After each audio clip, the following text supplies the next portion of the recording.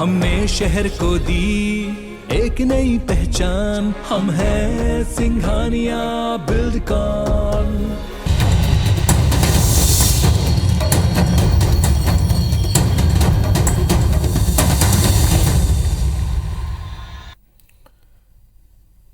नमस्कार, आप देख रहे हैं एब्स24। मैं हूं आपके साथ राहुल सिन्हा। छत्तीसगढ़ के खबरों के इस बुलेटिन में आपका स्वागत है और इस बुलेटिन की शुरुआत करेंगे इस वक्त की एक बड़ी खबर से।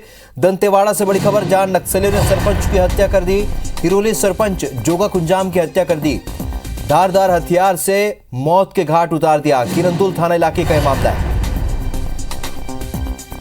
बड़ी खबर आपको दंतेवाड़ा से बता रहे, जहां पर नक्सलियों ने सरपंच की हत्या कर दी है। हिरोली सरपंच जोगा कुंजाम की हत्या की है।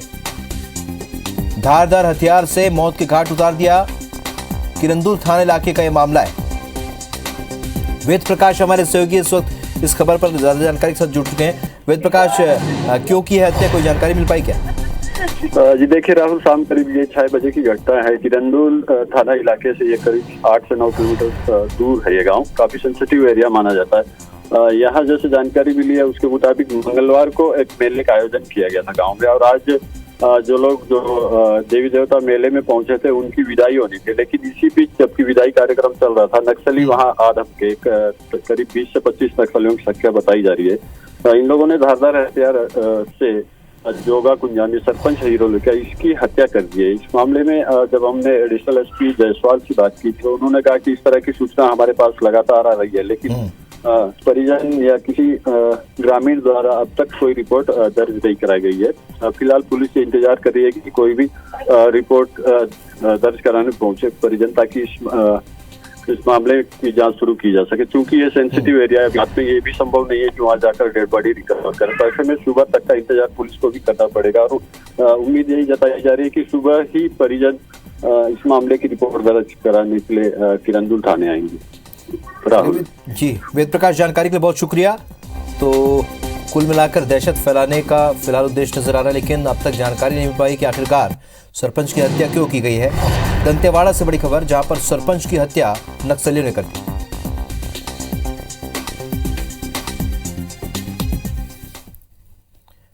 बढ़ते आगे, खैरागढ़ विधानसभा उपचुनाव के लिए नामांकन के अंतिम दिन भारतीय जनता पार्टी ने रैली निकालकर अपने प्रत्याशी कोमल जंघेल का पर्चा दाखिल कराया।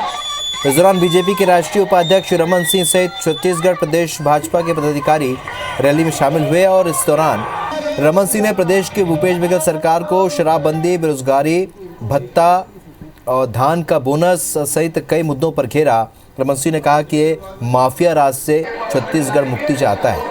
उपचुनाव को लेकर रमन सिंह ने कहा कि आने वाले 1.5 साल के बाद प्रदेश में बड़े परिवर्तन की शुरुआत इस चुनाव से होने जा रही है। बीजेपी के प्रदेश अध्यक्ष विष्णुदेव साय, नेता प्रतिपक्ष धर्मलाल कौशिक, सांसद संतोष पांडे सहित अन्य नेताओं ने भी सभा को संबोधित किया। सिंधु भवन से कलेक्ट्रेट कार्यालय तक रैली निकाली गई, और रमन सिंह सहित प्रदेश के भाजपा के पदाधिकारी और बड़ी संख्या में कार्यकर्ता भी इसमें शामिल हुए। 2 बार के विधायक रहे कोमल जंघेल ने कहा कि इस चुनाव में प्रदेश की भूपेश बघेल सरकार की वादा खिलाफी और कई मुद्दों को लेकर हम जनता के बीच जाएंगे।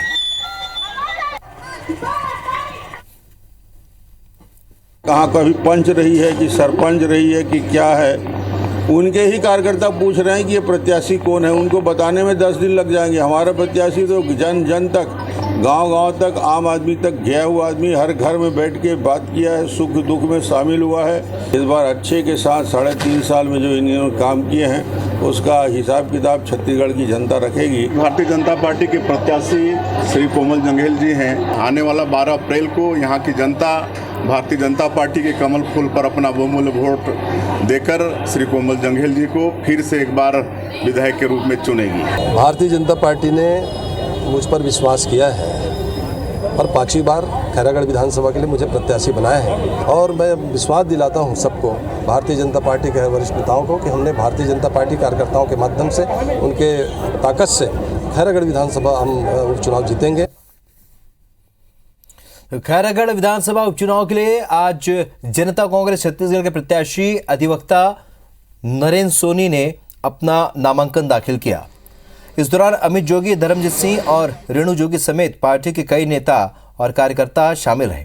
आपको बता दें कि छत्तीसगढ़ जनता कांग्रेस के खैरागढ़ विधायक देवव्रत सिंह के निधन के बाद खाली हुई इस सीट पर उपचुनाव होने हैं। जनता कांग्रेस छत्तीसगढ़ के प्रत्याशी नरेंद्र सोनी ने कहा कि उन्हें देवव्रत सिंह के अधूरे काम को पूरा करना है। देवव्रत सिंह जी के सम्मान के लिए, उनके सच्ची श्रद्धांजलि के लिए, उनके अधूरे काम को पूरा करने के लिए, उनके जो चाहते थे वो खैरागढ़ की जनता के लिए, शिवदान की जनता के लिए, सारे 12 वनांचल के लोगों के लिए जो चाहते थे वो सपना हम पूरा करने के लिए बाध्य हैं और हमेशा रहेंगे। छत्तीसगढ़ में शराबबंदी को लेकर एक बार फिर आबकारी मंत्री कवासी लखमा ने प्रतिक्रिया दी है और कहा है कि शराबबंदी का फैसला सबकी राय के बाद लिया जाएगा, लेकिन बस्तर क्षेत्र में यह संभव नहीं है। दरअसल हाल ही में होली के त्योहार पर शराब बिक्री के आंकड़े सामने आए, वो चौंकाने वाले। छत्तीसगढ़ में होली के अवसर पर शराब बिक्री का पिछले 10 साल का रिकॉर्ड टूटा है। जानकारी के मुताबिक अकेले रायपुर जिले में होली पर 3 दिन में 18 करोड़ रुपए की शराब बिकी है, जबकि विभाग ने सिर्फ 12 करोड़ रुपए की शराब बिक्री का अनुमान लगाया था, जिससे लेकर लखमा का कहना है कि छत्तीसगढ़ शासन की शराब बिक्री की नीति हिंदुस्तान में सबसे अच्छी नीति है, जिस वजह से झारखंड ने इस नीति को अपनाया है। मध्य प्रदेश सरकार भी लगातार इस नीति के बारे में जानकारी ले रही है। लखमा ने बीजेपी पर तंज कसते हुए कहा कि अच्छी चीजों से किसी के पेट में दर्द नहीं होना चाहिए। शराब का पैसा जनता के विकास, पेंशन और नौकरी में के काम में आ रहा है।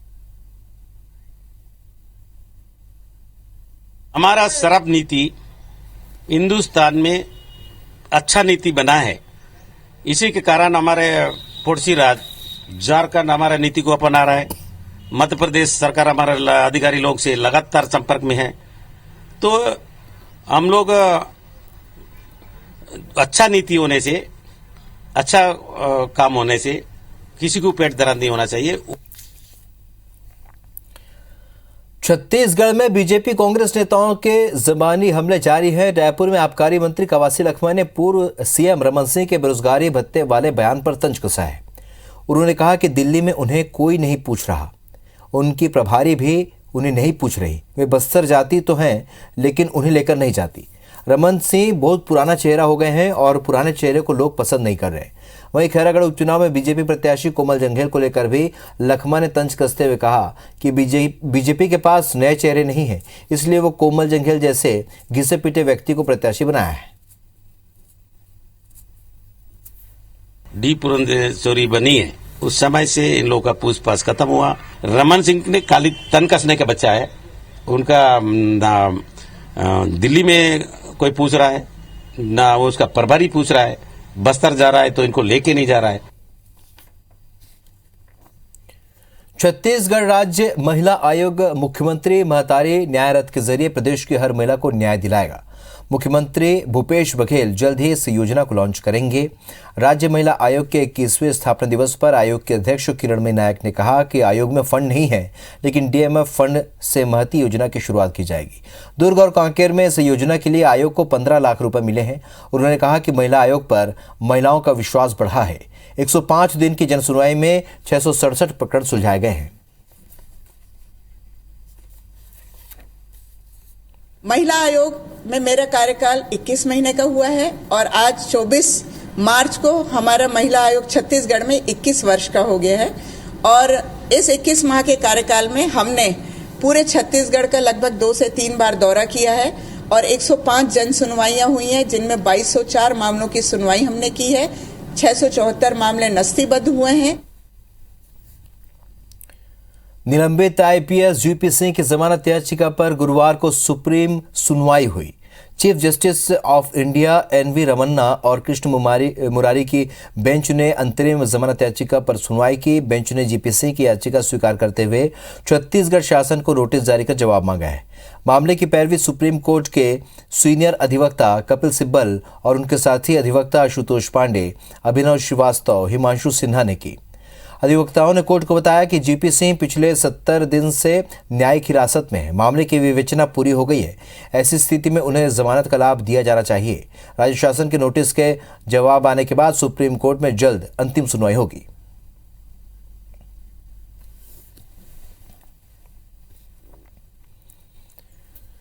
बात करते मौसम की। इस बार मार्च में ही गर्मी ने तेवर दिखाने शुरू कर दिए हैं। लगातार बढ़ते तापमान के कारण बिजली की मांग बढ़ गई है और तापमान 40 डिग्री पार कर गया है। घरेलू उपभोक्ताओं की तरफ से भी लोड की मांग आने लगी है। मार्च में ही 4800 मेगावाट की मांग पहुंच गई। बिजली विभाग के अधिकारियों के मुताबिक मार्च में ही ऐसी डिमांड इससे पहले कभी नहीं थी। तापमान बढ़ने से लोगों के घरों में एसी कूलर चालू हो गए हैं। राज्य के जनरेशन कंपनी से लगभग 2200 मेगावाट बिजली मिल रही है। लगभग 2300 मेगावाट सेंट्रल पूल से मिल रही है। बाकी बायोमास और सोलर से मिल रही है। डिमांड बढ़ने पर एक्सचेंज से बिजली लेने की तैयारी है।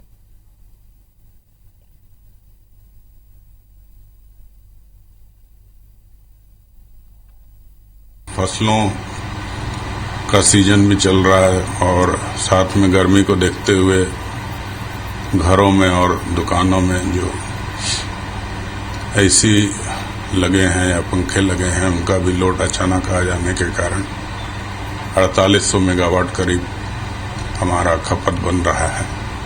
तो इस हिसाब से डिमांड अभी मीट आउट हो जा रही है। करीब 50% वन क्षेत्र के छत्तीसगढ़ में पिछले 4 दिनों से वन कर्मचारी अनिश्चितकालीन हड़ताल पर हैं। अपनी 12 सूत्री मांग को लेकर वन कर्मचारी सभी जिला मुख्यालय में प्रदर्शन कर रहे हैं। वन कर्मचारियों की हड़ताल से वन संसाधनों की सुरक्षा पर कई सवाल खड़े हो रहे हैं। क्या है पूरा मामला, देखिए इस रिपोर्ट में।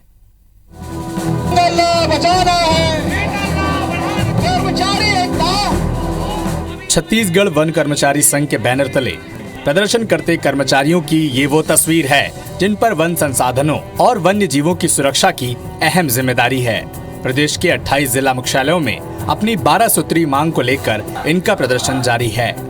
इनकी प्रमुख मांगों में से पहली मांग वेतन पुनर्निरीक्षण की है, जिसके तहत कर्मचारी संघ वन रक्षक, वनपाल, डिप्टी रेंजर और रेंजर के मौजूदा ग्रेड पर वेतन में बढ़ोतरी की मांग कर रहे हैं।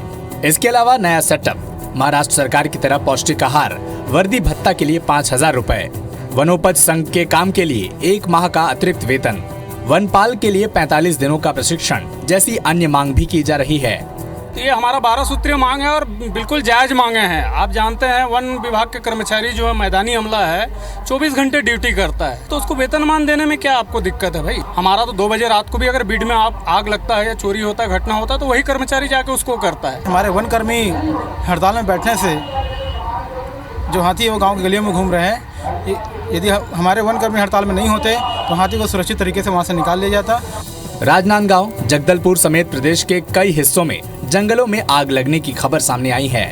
वन कर्मचारियों की गैरमौजूदगी में बेशकीमती पेड़ और लकड़ियां जलकर बर्बाद हो रही हैं। गरियाबंद में चीतल की मौत की खबर भी सामने आई है। इसके अलावा आरंग के कुटीला गांव में हाथियों के हमले से एक महिला की मौत भी हो चुकी है, जिस पर बीजेपी ने सरकार पर निशाना साधा है। हालांकि सरकार की दलील ये है कि इस मामले को जल्द सुलझा लिया जाएगा। छत्तीसगढ़ में 43% भूभाग फॉरेस्ट एरिया है। 43%। अब किस जंगल में कितनी आग लगी है इसके बारे में यहाँ बैठ के राजधानी में बैठ के बहुत ज्यादा उत्तर नहीं दिया जा सकता। लेमरू एलिफेंट रिजर्वायर बनाने का भी काम की दिशा में आगे बढ़ रहे हैं और नुकसान के संदर्भ में मैं ऐसा समझता हूँ कि सरकार के द्वारा उसको रोकने के सारे उपाय किए जा रहे हैं। वन विभाग के कर्मचारी भर हड़ताल में नहीं है। पूरा प्रशासन तंत्र डब्बा हो चुका है, बैठ चुका है, जीरो हो गया है। इसके लिए कोई जवाबदार है तो भूपेश बघेल की सरकार है और जनता अब तो उल्टी गिनती शुरू कर दी, दिन गिन रही है। कर्मचारी संघ ने साफ कर दिया है कि जब तक उनकी मांगे नहीं मानी जाती तब तक उनकी हड़ताल जारी रहेगी। इससे चिंता इसलिए भी और बढ़ जाती है क्योंकि गर्मी के मौसम में जंगलों में आग लगने की घटनाएं और वन्य जीवों के शिकार के मामले भी बढ़ने लगते हैं। लिहाजा हड़ताल की बढ़ती मियाद से न सिर्फ प्रशासन बल्कि वन संसाधनों के लिए भी खतरा बढ़ता ही जाएगा। राजेश मिश्रा के साथ राजेश राज, IBC 24, रायपुर। छत्तीसगढ़ स्वामी विवेकानंद तकनीकी विश्वविद्यालय भिलाई ने करीब 11,000 विद्यार्थियों को जोर का झटका दिया है। CSVTU की ओर से पॉलिटेक्निक छात्रों की फीस बढ़ाने पर विद्यार्थियों और NSCI ने यूनिवर्सिटी का घेराव किया। नारेबाजी कर फीस वृद्धि वापस लेने की मांग की। छात्रों का कहना है कि उनसे कैंपस डेवलपमेंट और लाइब्रेरी के नाम पर 2600 रुपये फीस वसूले जा रहे हैं। कई स्टूडेंट्स ऐसे हैं जो यूनिवर्सिटी के अचानक फीस बढ़ा देने से वो जमा नहीं कर सकते। NSCI की 5 मांगों में 2 मुद्दों को तुरंत मानते हुए परीक्षा फॉर्म भरने की अंतिम तिथि को जो 24 मार्च थी उसे 1 सप्ताह के लिए बढ़ा दिया गया। प्रबंधन ने एनएसयूआई को आश्वासन दिया है कि अन्य मांगों पर 3 दिनों के भीतर विचार किया जाएगा।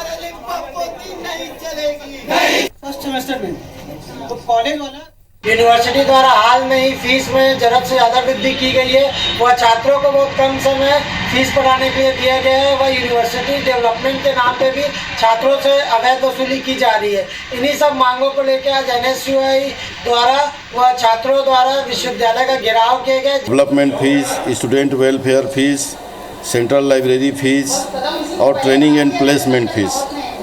तो छात्र लोग इस संबंध में अपनी मांग रख रहे हैं कि ये शुल्क नहीं लेना चाहिए। रायगढ़ जिले में पीएम किसान सम्मान निधि का लाभ लेने के लिए फर्जी तरीके से पंजीयन हुए करीब 29,000 किसानों का रजिस्ट्रेशन रद्द कर दिया गया है। इन किसानों में कई किसान आयकर दाता थे तो कई के पास जमीनें तक नहीं थी और खुद को किसान बताकर फर्जी रजिस्ट्रेशन कराया था। 2 साल पहले इन किसानों को सम्मान निधि की 2 से 3 किश्तें भी मिल चुकी थीं। मामले में केंद्र से आपत्ति आने के बाद जांच शुरू की गई। गलत तरीके से 23,000 किसानों के खाते में 11 करोड़ रुपए सम्मान निधि के रूप में जारी कर दिया गया था। जांच के बाद 29,235 किसानों का रजिस्ट्रेशन गलत पाया गया। गलत तरीके से सम्मान निधि की राशि प्राप्त कर चुके 18,365 किसानों के खाते होल्ड कर दिए गए।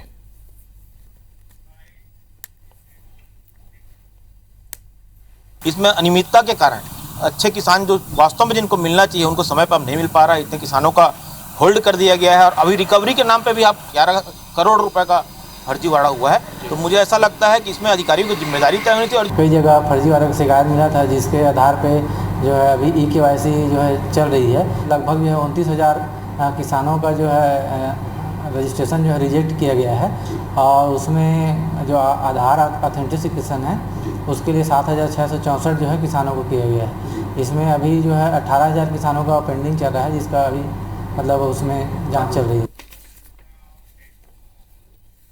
रायपुर जिला पंजीयक में संपत्ति की रजिस्ट्री के दौरान गड़बड़ियां रोकने के लिए टोकन जारी करने के पैटर्न में बदलाव किया गया है। जिला पंजीयक BS नायक ने बताया कि अब रजिस्ट्री के चलते के लिए टोकन लेते समय कंप्यूटर ऑटोमेटिक उप पंजीयक का नाम जनरेट करता है, जिससे अधिवक्ता को भी पता नहीं होता कि दस्तावेज किसके पास जाएंगे और कौन रजिस्ट्री करेगा।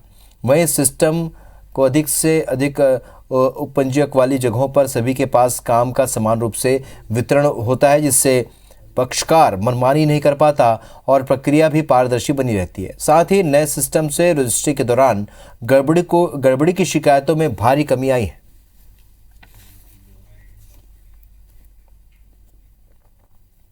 इसमें कुछ अधिवक्ता या कुछ पक्षकारगण किसी पर्टिकुलर किसी सब रजिस्ट्रार पास कराने के जो प्रयास जो करते थे वो स्थिति नहीं होगी। अब पक्षकार को या अधिवक्ता को ये पता नहीं रहता कि कौन से दस्तावेज किस उपपंजीयक के पास जाए। हमारे पास जहाँ जहाँ एक से अधिक उपपंजीयक हैं वहाँ पर ऑटोमेटिक जो टोकन है उसका समान रूप से निर्धारण होता है, समान रूप से उसके ID में जाता है। छत्तीसगढ़ की खबरों फिलहाल इतने, लेकिन ताज़ा अपडेट के लिए आप बने रहिए IBC 24 के साथ। नमस्कार।